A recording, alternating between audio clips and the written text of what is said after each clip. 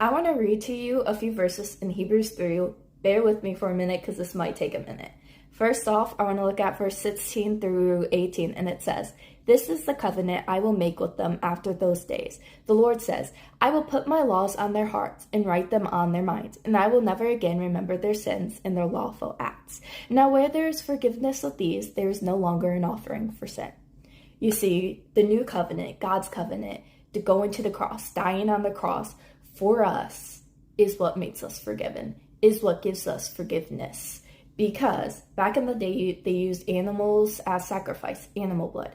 But the animal blood can never fully cover their sins. Only Jesus could fully cover their sins. So you're forgiven. But here's the thing. Verse 26 says, "For if we deliberately go on sinning after receiving the knowledge of the truth, there no longer remains a sacrifice for sins." But right here says, if you deliberately choose to sin, meaning say you're doing one thing over and over and over and you're like, oh man, God, I'm sorry, but you're running right back to it.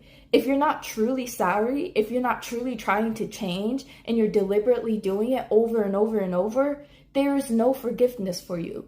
Because you're not truly sorry. You don't truly want to change. You're not truly sitting there like, oh God, I messed up. Here's this. No, you're sitting there like, you know what?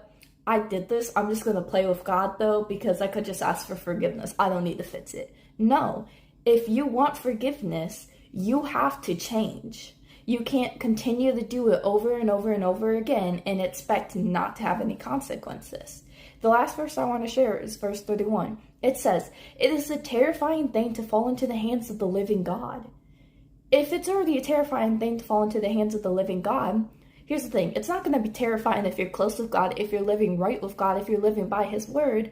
But if you're not living by His word, if you're deliberately sinning, if you keep doing the same thing over and over and saying, you know what, I'm going to use God's forgiveness as an excuse to be like, oh, I'm going to do this and say I'm sorry and I'm going to be forgiven. No, you won't be forgiven because God will not cover your deliberate sins. It says right there in verse 26, which I will repeat. "For if we deliberately go on sinning after receiving the knowledge of the truth, there no longer remains a sacrifice for sins." I just felt like I needed to share that with somebody today. I don't know what it is you're dealing with, but I do know it's going to cost you your life. It's going to cost you everything if you keep choosing it over God. So ask yourself, is it really worth losing everything